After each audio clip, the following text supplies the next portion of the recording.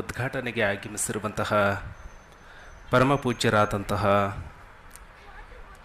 Taralabalu ಜಗದ್ಗುರುಗಳು 1108 doctor Shri Shri Shri Shivamurthy Shivacharya Swamiji ಅವರಿಗೆ ಶಿರಸಾಷ್ಟಾಂಗ ನಮನವನ್ನು ಸಲ್ಲಿಸ್ತಾ, ಇದೀಗ ತಾನೇ ಮಾತನಾಡಿದ ಈ ರಾಷ್ಟ್ರದ ಪ್ರೇರಣೆ ನಮಗೆಲ್ಲರಿಗೂ ಸ್ಫೂರ್ತಿ. ನನ್ನ ಆತ್ಮೀಯ ಸ್ನೇಹಿತರು, ನನ್ನ ಜೀವನಕ್ಕೆ ಸ್ಫೂರ್ತಿಯಾಗಿರುವಂತಹ ಆತ್ಮೀಯರಾದ ಶ್ರೀ ಚಕ್ರವರ್ತಿ ಸೂಲಿಬೆಲೆ ಅವರೇ, ಅಧ್ಯಕ್ಷತೆಯನ್ನು ವಹಿಸಿರುವಂತಹ ಸನ್ಮಾನ್ಯ ಹನುಮಂತೇಗೌಡ್ರೆ, ವೇದಿಕೆಯನ್ನು ಅಲಂಕರಿಸಿರುವಂತಹ ಸನ್ಮಾನ್ಯ ಷಣ್ಮುಖಪ್ಪ ಕೊನಗಲಿ ಅವರೇ, ನನ್ನ ಆತ್ಮೀಯ ಸಹೋದರ ಜಯಸಿಂಹ ಅವರೇ, ಸಹೋದರಿ ಮಮತಾ ಅವರೇ, ಆಗಮಿಸಿರುವಂತಹ ಎಲ್ಲ ಸಹೃದಯ ಬಂಧುಗಳೇ, ಮಾಧ್ಯಮದ ಸ್ನೇಹಿತರೆ, ಯುವಕರೇ. ಚಕ್ರವರ್ತಿ ಸೂಲಿಬೆಲೆ ಅವರು ಮಾತನಾಡಿದ ಮೇಲೆ ಗುರುಗಳ ಆಶೀರ್ವಚನ ಅಷ್ಟೇ ಇರಬೇಕು. ಹಾಗಾಗಿ ನಾನು ಜಾಸ್ತಿ ಮಾತನಾಡುವಂತಹ ಪ್ರಯತ್ನವನ್ನು ಮಾಡೋದಿಲ್ಲ. ಕೃಷ್ಣಾ ನದಿಗೆ ಪ್ರವಾಹ ಬಂದಾಗ ಸುಮಾರು 9 ಹಳ್ಳಿಗಳು ಮುಳುಗಡೆ ಆಗಿದ್ದವು. ನಾನು ದೋಣಿಯ ಮೂಲಕ ಜನರನ್ನು ಸುರಕ್ಷಿತ ಸ್ಥಳಕ್ಕೆ ತರುವಂತಹ ಕೆಲಸದಲ್ಲಿ ನಾನು ತೊಡಗಿದ್ದೆ. ಆ ಸಂದರ್ಭದಲ್ಲಿ ಜಯಸಿಂಹ ನನಗೆ ಫೋನ್ ಮಾಡಿ, ಅಣ್ಣ, ನಿಮ್ಮ ಕ್ಷೇತ್ರಕ್ಕೆ ಬರ್ತಾ ಇದ್ದೀನಿ, ಟಿ ವಿಯಲ್ಲಿ ನೋಡಿದ್ದೀನಿ, ಆ ಹಳ್ಳಿಯ ಜನರ ಬದುಕು ಯಾವ ರೀತಿ ಮುಳುಗಿ ಹೋಗ್ತಾ ಇದೆ, ತೇಲಿ ಹೋಗ್ತಾ ಇದೆ ನೋಡಿದ್ದೀನಿ ಅಂತ ಹೇಳಿ ಇಲ್ಲಿಂದ ಸುಮಾರು 3-4 ಟ್ರಕ್ನಷ್ಟು ಪಡಿತರ ಮತ್ತು ಅವರಿಗೆ ಬೇಕಾದಂತಹ ಜೀವನ ಉಪಯೋಗಿ ವಸ್ತುವನ್ನು ತೆಗೆದುಕೊಂಡು ಅಲ್ಲಿ ಬಂದಿದ್ದರು. 3 ದಿನಗಳವರೆಗೆ ನನ್ನ ಕ್ಷೇತ್ರದಲ್ಲಿ ಇದು ಸೇವೆ ಮಾಡಿತು.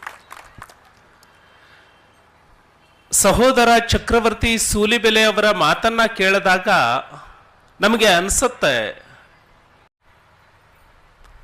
ಈ ಸಮುದಾಯಕ್ಕಾಗಿ ಯಾರೆಲ್ಲ ಏನೆಲ್ಲ ಕೊಡುಗೆಯನ್ನು ಕೊಟ್ಟಿದ್ದಾರೆ ಇದನ್ನು ಅರ್ಥ ಮಾಡಿಕೊಂಡು ನಾವು ಯಾವ ರೀತಿ ಬದುಕ್ತಾ ಇದ್ದೀವಿ, ಹಾಗಾಗಿ ನಾವು ನಿಜಕ್ಕೂ ಜೀವಂತವಾಗಿ ಬದುಕಿದ್ದೀವಾ ಅಥವಾ ಶವವಾಗಿ ನಾವು ಉಸಿರು ಮಾತ್ರ ಆಡ್ತಾ ಇದ್ದೀವಾ ಅಂತ ಹೇಳಿ ಯೋಚನೆ ಮಾಡುವಂತಹ ಸಂದರ್ಭ ನಮ್ಮದೆಲ್ಲ.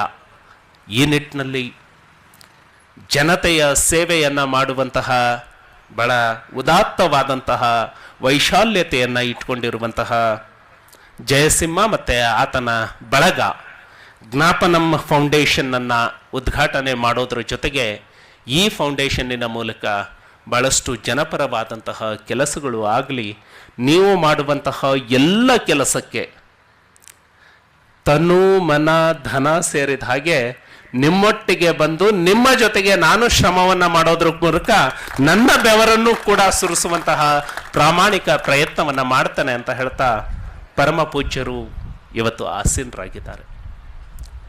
ಅವರ ಬದುಕು, ಅವರ ಕೃತಿ, ಅವರ ಸಂದೇಶ ಇವೆಲ್ಲವೂ ಕೂಡ ನಮಗೆ ಪ್ರೇರಣಾದಾಯಕವಾಗಿದ್ದಾವೆ. ಹಾಗಾಗಿ ಇಂತಹ ಕಾರ್ಯಕ್ರಮದಲ್ಲಿ ಭಾಗವಹಿಸುವಂಥದ್ದು ಅತ್ಯಂತ ಸಂತೋಷದ ವಿಷಯ. ಈ ನಿಟ್ಟಿನಲ್ಲಿ ಈ ಸಮಾಜವನ್ನು ಮತ್ತೆ ಕಟ್ಟಬೇಕಾಗಿದೆ. ಈ ದೇಶ ಜಗತ್ ಒಂದೇ ಭಾರತ ಆಗಬೇಕು ಅನ್ನುವಂತಹ ಕನಸು ಏನು ನಾವೆಲ್ಲರೂ ಇಟ್ಕೊಳ್ತೇವೆ. ಇವತ್ತು ಜಗತ್ತು ಭಾರತವನ್ನು ನೋಡುವಂತಹ ದೃಷ್ಟಿಕೋನ ಬದಲಾಗ್ತಾ ಇದೆ. ಭಾರತ ಎದ್ದು ನಿಲ್ತಾ ಇದೆ. ಜಗತ್ತಿನ ರಾಷ್ಟ್ರಗಳು ಮಾತನಾಡ್ತಾ ಇದ್ದಾವೆ. ಇನ್ನು ಮುಂದೆ ನಾವು ಹೋಗಬೇಕು ಅಂದ್ರೆ ಭಾರತದ ನಾಯಕತ್ವದಲ್ಲಿ ಜಗತ್ತಿನಲ್ಲಿ ಶಾಂತಿ ನಿರ್ಮಾಣ ಆಗಬೇಕು ಅನ್ನುವಂತಹ ಚಿಂತನೆ ಜಗತ್ತಿನಲ್ಲಿ ಏನು ಮೂಡ್ತಾ ಇದೆ.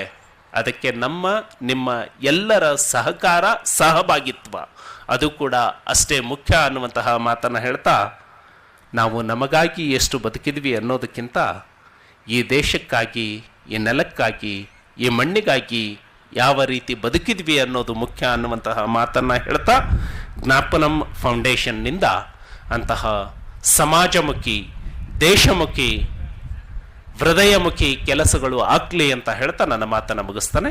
ಎಲ್ಲರಿಗೂ ನಮಸ್ಕಾರ.